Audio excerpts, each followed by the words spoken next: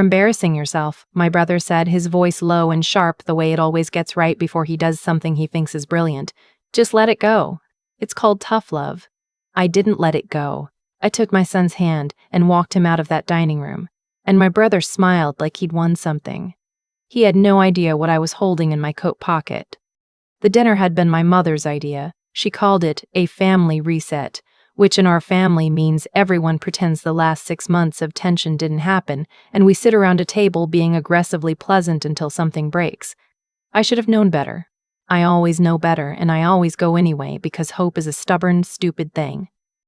My son Caleb is 10. He's quiet, the kind of kid who notices everything and says very little, who draws elaborate maps of imaginary countries in the margins of his homework and cries at nature documentaries, but would rather die than let anyone see him do it. He was diagnosed with dyslexia 2 years ago, and since then, reading out loud has been a source of particular shame for him. His teacher, his therapist, and I have spent a long time carefully building back the confidence that his third-grade classroom had quietly demolished. We were making real progress. He was starting to believe he wasn't broken. My brother, who I'll call by the name he's gone by his whole life, Neil, is 38. He manages mid-level commercial real estate and has strong opinions about discipline, screen time, and the fact that kids these days are coddled beyond recognition. He has 2 daughters who attend a private school in Connecticut and who, as far as I can tell, are terrified of him.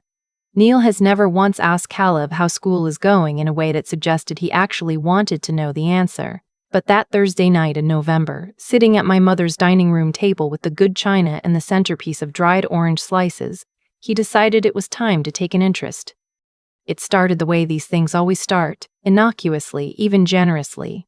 Neil passed the bread basket to Caleb and said, "Hey buddy, your mom tells me you're in 5th grade now. You reading any good books?" Caleb glanced at me. I gave him a small nod. "A little," he said. "We're doing a project on." "Here." Neil slid a card across the table. It was a Christmas card, one of the stack my mother had set out for the family to sign before dinner. "Read that out loud for us." Caleb's face changed immediately. That careful, composed expression he's learned to wear in public went tight and pale. "Neil," I said. "I'm just asking him to read a card. It's 4 sentences. He doesn't have to read out loud if he—" "This is exactly the problem," Neil said, cutting me off with a voice that was almost bored. "You hover over him constantly. How is he supposed to build confidence if you jump in every time someone asks something of him? Caleb, go ahead, read the card." My mother said nothing. She was looking at her plate. My sister-in-law, who has perfected the art of total absence while being physically present, refilled her wine glass. My father made a small noise that wasn't agreement or disagreement, just the sound of a man carefully not choosing a side. Caleb picked up the card. His hands were steady, which meant he was working very hard to make them look that way. He started reading, slowly, sounding out words with the careful deliberateness his therapist had taught him. He stumbled on celebration, he paused on warmth and said it wrong the first time, then corrected himself. And Neil laughed. It wasn't a mean laugh exactly, it was worse than that. It was an amused laugh, the way you'd laugh at something mildly unexpected, a small, involuntary thing that he didn't even bother to stifle. He covered it quickly, but not quickly enough, and the table heard it, and Caleb heard it. Caleb put the card down very carefully. He looked at the table clock. 2 seconds passed, and I saw his jaw tighten in a way that meant he was fighting something back, and I felt every one of those 2 seconds in my sternum like a fist pressing inward. "You know what?" Neil said, his tone pivoting to something almost paternal. "I'm just going to say it. That reading level is not where it should be for a 10-year-old. I've seen my girls at his age. They were reading chapter books. I don't know if it's the school or what, but someone needs to be honest with you." He looked at me. "You're not doing him any favors by acting like everything's fine." "He has dyslexia," I said. My voice came out more controlled than I felt. "He works with a specialist twice a week. He's made significant progress, and you just laughed at him." I didn't laugh at him. It was. "He heard you, Neil. I'm trying to have a real conversation about your kid's future, and you're getting emotional. This is exactly." I stood up. I didn't plan to. My body just made the decision before my brain signed off on it. I put my napkin on the table and I looked at Caleb, who was still staring at the tablecloth with his jaw set and his eyes wet and his whole small body radiating the effort of not falling apart in front of people who didn't deserve to see him fall apart. "Come on, bud," I said. "Get your jacket." Neil's voice sharpened. "Sit down, you're being ridiculous." "You embarrassed him." I was honest with him. There's a difference, and the fact that you can't see that is why he's going to struggle his whole. "Okay." I held up one hand. Not in anger, more like I was stopping traffic. "We're leaving. Mom, thank you for dinner." My mother finally looked up. Her expression was the one I'd grown up with. Not cruel, just helpless. That particular kind of helpless that has decided helping costs too much. "He didn't mean anything by it," she said softly. "Neil, tell her you didn't mean anything." "I'm not apologizing for trying to help," Neil said. "Great. Good night." I guided Caleb out of the dining room and into the hallway where our coats were hanging. Behind us, I heard my brother's voice, louder now, addressing the table. "This is why that kid has no resilience. She runs every time it gets uncomfortable." I didn't turn around. I buttoned Caleb's coat and then my own, and I opened the front door, and we stepped into the cold dark of the November evening. In the car, Caleb didn't say anything for several minutes. I didn't either. I let the heater run and I drove slowly out of my mother's suburb, past the big houses with their lit windows and their identical mailboxes, and I waited. "I said it wrong," Caleb said finally. "Warmth, I said it wrong the first time." "You corrected yourself." He laughed. "I know. Does he think I'm stupid?" I pulled into a gas station parking lot and put the car in park and turned to face him fully. This part mattered. I was not going to get it wrong. "No," I said, "and I need you to hear this part carefully. Your uncle doesn't know you. He's never tried to. What he did tonight wasn't honest and it wasn't kind. And it had nothing to do with your reading. He made himself feel like the smart one by making you feel small. And that is not a reflection of anything real about you. You corrected yourself on warmth. That's exactly what you're supposed to do. That's exactly what progress looks like." Caleb looked at his hands.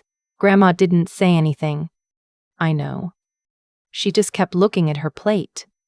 "I know, buddy." He nodded slowly, like he was filing something away, like he was deciding something about the architecture of the world, and I couldn't stop him, could only hope the structure he built would be sturdy and honed. I keep thinking about that moment when Caleb put the Christmas card down on the table, so carefully, the way he set it down, not dropped it, set it, like he was trying to take up as little space as possible. That image has stayed with me longer than anything my brother said that night, longer than the voicemails, longer than the settlement paperwork. A 10-year-old teaching himself not to exist too loudly in a room full of people who should have protected him. What I've come to understand is that the evening at my mother's house didn't happen because my brother is a uniquely cruel person. It happened because for years I had made it easy for cruelty to feel consequence-free. Every time I swallowed something, every time I drove home quietly and said nothing and showed up again next Thanksgiving, I was sending a message that this was acceptable, that I could be handled that way, that Caleb could. Actions accumulate. The ones you take and the ones you don't. They both build something, and eventually you have to live in what you've constructed. I don't say that to punish myself. I say it because I think it's true, and because I wish someone had told me earlier. Silence isn't neutral. Keeping the peace has a cost, and usually that cost gets billed to the person with the least power in the room.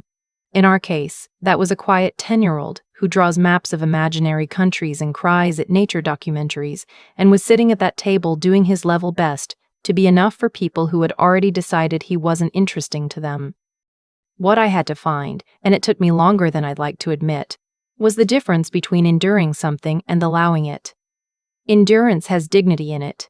Allowing harm to repeat because confronting it is uncomfortable is something else entirely. That distinction took me 30-some years in one manila envelope to fully understand. I'm not proud of the timeline, but I'm grateful I got there. The part about the contract, about the money Neil had been collecting quietly for almost 2 years while I made his payments. I think people want that to be the main story. The financial betrayal, the legal claim, the settlement, and it matters. It absolutely matters, and I have no guilt about pursuing every dollar. But the thing that actually changed something in me happened earlier, in a gas station parking lot, sitting in a running car with my son, trying to find the right words for why the people who were supposed to love him had laughed instead. You can't get that moment back. You can't undo the fact that he sat in that chair and heard that laugh. What you can do, the only thing you can do, is make sure that the next version of that room looks different, that the people in it have been chosen deliberately for what they bring rather than what they demand, and that the child in it is never again asked to make himself smaller so that someone else can feel larger. I think about what Caleb is learning, quietly, from watching how I handled this. Not the dramatic parts. He doesn't know the legal details, but the parts he sees, that I didn't go back, that I didn't apologize for protecting him, that I called Dr. Jews, Allison scheduled the extra sessions without waiting to be told it was okay, that I sent my mother flowers anyway because accountability and love aren't actually opposites. He's learning that doing the right thing and doing the hard thing are often the same thing, and that you can come out the other side of a hard month and still have enough left over to make terrible honey tea and present it proudly to the person you love most. That is what I want him to carry forward, not anger, not the settlement figure. Just the understanding that he is worth protecting, clearly and without apology, and that the people who show you otherwise are giving you information you are allowed to use.